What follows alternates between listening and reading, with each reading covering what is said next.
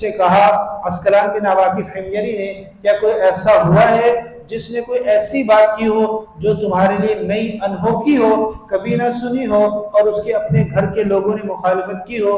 حضرت الرحمن بن عوف فرماتے میں نے کہا ہاں، ایسی ایک بات ہمارے ہاں مکہ میں ہوئی تو ہے۔ ایک شخص ہے، محمد نام ہے، جو نبوت کا دعویٰ کرتا ہے، کہتا ہے اللہ کی طرف سے وہی مجھ پر آتی ہے اور میں اللہ کا نبی ہوں۔ عسقلان بن واقف حمیری کہتا ہے وہ سچ کہتے ہیں، ان کی بات کو قبول کر لو، فلاح پاؤ گے۔ بسم اللہ الرحمن الرحیم۔ ابتدائی طور پر دعوت اسلام مخفی تھی، جو بھی ایمان لاتا اپنے ایمان کا اظہار نہ کرتا، اپنے ایمان کو چھپاتا۔ ایک مرتبہ حضور صلی اللہ علیہ وسلم کے ساتھ حضرت علی رضی اللہ عنہ نماز پڑھ رہے تھے کہ حضرت علی کے والد ابو طالب نے حضرت علی کو حضور کے ساتھ نماز پڑھتے ہوئے دیکھا تو پوچھا بیٹا یہ کیا کر رہے تھے؟ فرمانے لگے حضرت علی کہ حضور صلی اللہ علیہ وسلم نے جو تعلیمات دی ہیں میں ان پر عمل کر رہا ہوں۔ ابو طالب حضور کی طرف متوجہ ہوئے کہ بھتیجے یہ کیا نئی چیزیں تم نے شروع کر دی ہیں؟ حضور علیہ السلام نے فرمایا چچا میں اللہ کا رسول ہوں، اللہ نے مجھے دین حق اور اپنی توحید کے ساتھ مبعوث فرمایا ہے، جو میری بات قبول کرے گا وہ کامیاب ہوگا، جو انکار مخالفت کرے گا وہ ناکام اور نامراد ہوگا۔ ابو طالب کہنے لگے بھتیجے میں تو اپنے آباء و اجداد کے دین کو نہیں چھوڑ سکتا، ایسا نہ ہو عورتیں کل مجھے طعنہ دیں کہ اپنے بھتیجے کا دین قبول کر لیا۔ پھر حضرت علی سے کی طرف متوجہ ہوئے اور حضرت علی سے مخاطب ہو کر کہنے لگے بیٹا ان کے ساتھ قائم رہنا، یہ تمہیں ہمیشہ اچھی ہی بات کی طرف بلائیں گے، بری بات کی طرف کبھی تمہیں نہیں بلائیں گے۔ پھر اپنے بیٹے جعفر سے بھی کہا کہ تم ان کے ساتھ ہو جانا، علی نے پیروی کی ہے تم بھی پیروی کر لو، فلاح کو پاؤ گے، فلاح پاؤ گے۔ حضرت جعفر رضی اللہ عنہ نے بھی اسلام قبول کر لیا۔ حضرت ابوبکر صدیق رضی اللہ عنہ اسلام قبول کرنے کے بعد جس طرح ہر کام میں پہل کرنے والی شخصیت ابوبکر رضی اللہ عنہ ہے، اسلام کی دعوت دینے میں بھی سب سے اول اور سر فہرست سیدنا ابوبکر صدیق رضی اللہ عنہ ہیں۔ حضرت عثمان بن عفان رضی اللہ عنہ سے ملاقات ہوتی ہے، حضرت عثمان غنی رضی اللہ عنہ کو بھی دین کی دعوت دیتے ہیں۔ حضرت عثمان غنی رضی اللہ عنہ ابوبکر رضی اللہ عنہ کے قریبی ساتھیوں میں سے تھے، بات کو سنتے ہیں اور کہتے ہیں مجھے حضور صلی اللہ علیہ وسلم کے پاس لے کر چلو، آپ کے پاس آ کر کلمہ پڑھ کر مسلمان ہو جائے۔ حضرت عثمان غنی رضی اللہ عنہ کے چچا حکم کو جب آپ کے ایمان لانے کا پتہ چلتا ہے تو حضرت عثمان غنی رضی اللہ عنہ کو ایک کمرے میں بند کر دیتے ہیں، کہتے ہیں یا تو دین سے پھر جاؤ یا اسی کمرے میں مر جاؤ۔ حضرت عثمان غنی رضی اللہ عنہ فرمایا کہ میں یہ دین نہیں چھوڑ سکتا۔ اس کے بعد ان کے چچا ان کو کمرے میں بند کر کے ساتھ دھواں چھوڑ دیتے کہ دھوئیں کی مشقت کی وجہ سے دم گھٹے گا، سانس رکے گی، خود ہی پھر جائے گا، لیکن حضرت عثمان غنی رضی اللہ عنہ نے فرمایا تھا کہ اللہ کی قسم میں اس دین حق کو نہیں چھوڑوں گا۔ ان کی ثابت قدمی دیکھ کر ان کے چچا نے ان کو چھوڑ دیا تھا۔ حضرت عثمان غنی رضی اللہ عنہ کے بارے میں اللہ کے رسول نے فرمایا کہ ہر نبی کا جنت میں کوئی نہ کوئی دوست ہوتا ہے، کوئی نہ کوئی رفیق اور ساتھی ہوتا ہے، میرا ساتھی جنت میں عثمان ہوگا۔ جو بھی دعوت اسلام لاتا وہ دعوت دیتا۔ حضرت بکر رضی اللہ عنہ پہلے ہی دن عثمان غنی رضی اللہ عنہ کو لے کر آ رہے ہیں اور اللہ کے رسول کے پاس آ کر کلمہ پڑھ رہے ہیں، دوبارہ جا کر پھر اسلام کی دعوت دینے میں لگ جاتے ہیں۔ بڑی بڑی شخصیات جو عشرہ مبشرہ میں سے ہیں ان سب کے ایمان لانے میں حضرت ابوبکر رضی اللہ عنہ کا ہاتھ ہے۔ عبد الرحمن بن عوف رضی اللہ عنہ فرماتے ہیں کہ میں ہر سال یمن جایا کرتا تھا، یمن میں عسقلان بن عواقف حمیری ایک شخص ہے جو میرا دوست تھا، میں اس کے مکان پہ ٹھہرتا۔ آپ علیہ السلام کی نبوت کے اظہار اور اعلان سے پہلے ہر سال میری یہ ترتیب تھی، میں یمن جاتا، عسقلان بن عواقف کے مکان پہ ٹھہرتا، اور وہ عسقلان مجھ سے ہر سال ایک ہی بات کرتا، کیا تمہارے پاس کسی کا کوئی ظہور ہوا ہے جو ایسی بات کرتا ہو جو تم نے نہیں سنی اور تمہارے ہی خاندان کے لوگ اور اسی کے خاندان کے لوگ اس کی مخالفت کرتے ہیں؟ عبد الرحمن بن عوف فرماتے ہیں میں ہمیشہ یہ کہتا کہ نہیں کوئی ایسی بات نہیں ہے۔ فرماتے اس وقت میرا نام عبد الکعبہ تھا، میں ہمیشہ کہتا کوئی ایسی بات نہیں ہوئی۔ جس سال حضور علیہ السلام نے نبوت کا اظہار فرمایا اس سال بھی میں وہاں پر گیا ہوا تھا۔ اس نے مجھ سے کہا، عسقلان بن عواقف حمیری نے، کیا کوئی ایسا ہوا ہے جس نے کوئی ایسی بات کی ہو جو تمہارے لیے نئی انہوکی ہو، کبھی نہ سنی ہو اور اس کے اپنے گھر کے لوگوں نے مخالفت کی ہو؟ حضرت عبد الرحمن بن عوف فرماتے میں نے کہا ہاں ایسی ایک بات ہمارے یہاں مکہ میں ہوئی تو ہے، ایک شخص ہے محمد نام ہے جو نبوت کا دعویٰ کرتا ہے، کہتا ہے اللہ کی طرف سے وہی مجھ پر آتی ہے اور میں اللہ کا نبی ہوں۔ عسقلان بن عواقف حمیری کہتا ہے وہ سچ کہتے ہیں، ان کی بات کو قبول کر لو فلاح پاؤ گے۔ عبد الرحمن بن عوف رضی اللہ فرماتے میں سیدھے مکہ آتا ہوں اور بکر رضی اللہ عنہ سے مکہ میں ملاقات ہوتی ہے، میں کہتا ہوں مجھے لے چلو، میں کلمہ پڑھنے کے لیے تیار ہوں۔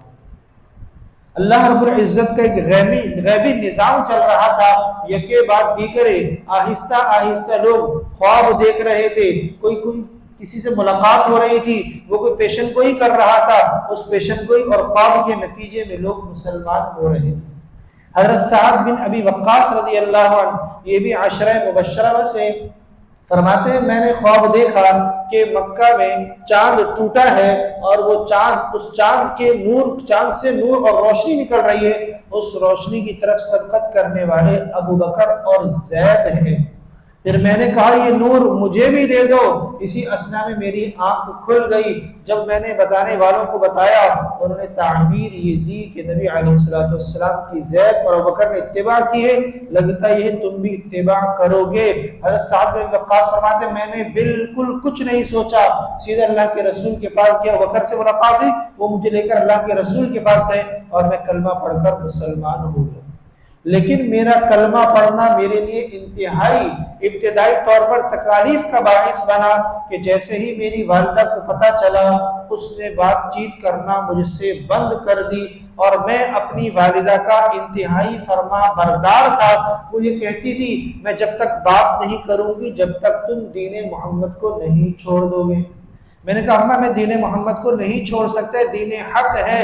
فرماتے میری والدہ نے کھانا پینا چھوڑ دیا، اب یہ میرے لیے اور زیادہ مشقت کا سبب تھا، لیکن میں نے کہا ماں تم ایک ماں ہو، اگر ایسی 100 بھی ماں ہو تب بھی میں محمد کے آگے وہ سب قربان کر دوں گا، لیکن میں محمد کو نہیں چھوڑ سکتا۔ فرمانے لگی میری والدہ دروازے پر بیٹھی اور لوگوں کو آواز دے کر کہنے لگی یہ آ جاؤ، کوئی ہے جو سعد کو گھر میں باندھ کر ڈال دے تاکہ میں اس کو اس وقت تک نہ چھوڑوں جب یا تو یہ مر جائے یا محمد کے دین کو چھوڑ دے۔ سعد بن وقاص فرماتے جیسے میں نے یہ سنا میں فوراً گھر سے باہر چلا گیا اور میں مختلف لوگوں کے گھر میں ٹھہر رہا تھا لیکن اپنے گھر نہیں آتا تھا۔ پھر میری والدہ نے مجھے کہا اچھا معاف کر دو، آ جاؤ، لوگوں کے گھروں میں رہ کر ہمیں شرمندہ نہ کرو۔ فرمانے لگے میں اس وقت گھر آیا، پھر میری والدہ روزانہ ہر وقت مجھے لے کر بیٹھ جاتی، پیار و محبت سے سمجھاتی دیکھو عامر بھی تو تمہارا بھائی ہے، وہ تو اپنے آباء و اجداد کے دین پر ہے، تم بیٹا ایک نیا کام کر رہے ہو کہ آباء و اجداد کے دین سے پھر گئے، اللہ کا عذاب آ جائے گا۔ سعد بن وقاص کہہ رہی ہے اللہ کا عذاب آ جائے گا اگر دین محمد کو نہ چھوڑا۔ سعد بن وقاص فرماتے کہ میں نے کہا لیکن اللہ کی قسم میں دین محمد کو نہیں چھوڑوں گا۔ انہی دنوں میں میرا بھائی عامر وہ بھی مسلمان ہو گیا۔ اب میری والدہ کے غضب کی انتہا نہ رہی، بس وہ کسی طرح کوشش کرتی تھی کہ ہم دونوں کو جان سے مار ڈالے یا ہمیں دین محمد سے پھرا ڈالے، لیکن اس نے ہمیں ہلا نہیں سکی، ہم دین محمد پر قائم رہے۔ جو بھی ابتدائی طور پر مسلمان ہوتا آزمائشیں اس کا استقبال کر رہی ہوتی، آزمائشیں اس کے سامنے کھڑی ہوتی۔ حضرت طلحہ رضی اللہ عنہ فرماتے ہیں میں جب بصرہ گیا ہوا تھا، بصرہ میں میری ایک راہب سے ملاقات ہوتی ہے، وہ کہتا ہے یہاں کوئی حرم کا رہنے والا ہے؟ حضرت طلحہ فرماتے ہیں میں حرم کا رہنے والا ہوں۔ فرمانے کہتا ہے کہ تمہارے پاس کسی کا کوئی ظہور ہوا ہے؟ میں نے کہا ہمارے پاس ظہور تو ہوا ہے، لیکن تم کیوں پوچھ رہے ہو؟ وہ راہب بصرہ کا کہتا ہے ان کا نام محمد بن عبداللہ تو نہیں ہے؟ میں نے کہا ہاں ان کا نام محمد بن عبداللہ ہے۔ وہ راہب پوچھتا ہے وہ یتیم ہے؟ میں نے کہا ہاں وہ یتیم ہے، کیا انہوں نے نبوت کا دعویٰ کیا ہے؟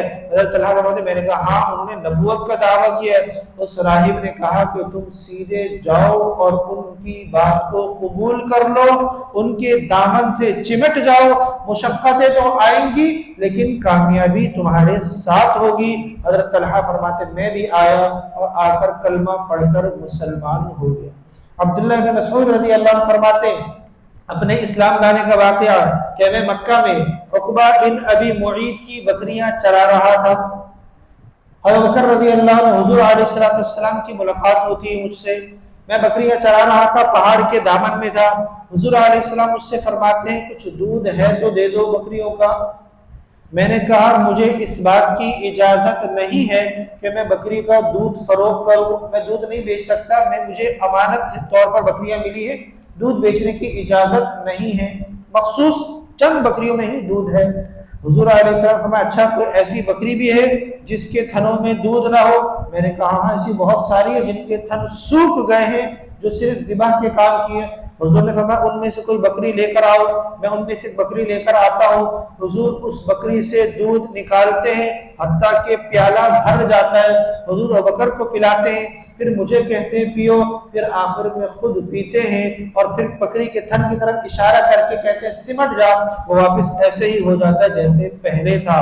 حضور کا یہ معجزہ دیکھ کر میں حضور پر ایمان لے آتا ہوں، میں نے بھی کلمہ پڑھ کر مسلمان ہو گیا۔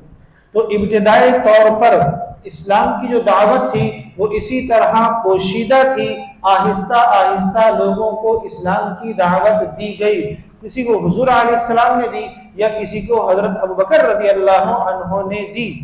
انہی مسلمان ہونے والوں میں ایک صحابی حضرت ارقم رضی اللہ عنہ بھی ہے، یہ 7ویں نمبر پر مسلمان ہوتے ہیں اور مسلمان ہونے کے بعد حضور علیہ السلام سے کہتے ہیں یا رسول اللہ کوئی ایسی صورت ہونی چاہیے کہ ہم ایک جگہ پر جمع ہو سکیں اور ایک جگہ پر جمع ہو کر آپ ہمیں دین کی اچھی باتیں اور تعلیم دیں۔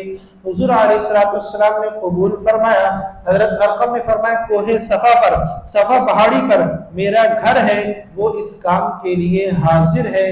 دار ارقم کا گھر ابتدائی طور پر مسلمانوں کا کہہ لیا جائے گویا کہ مدرسہ تھا، جہاں تمام مسلمان جو بھی ابتدائی طور پر مسلمان ہوتا وہ جمع ہو جاتا، وہ حضور صلی اللہ علیہ وسلم دین کی بات کرتے، اچھی باتیں لوگوں کو سکھاتے، دین کی تعلیمات دیتے۔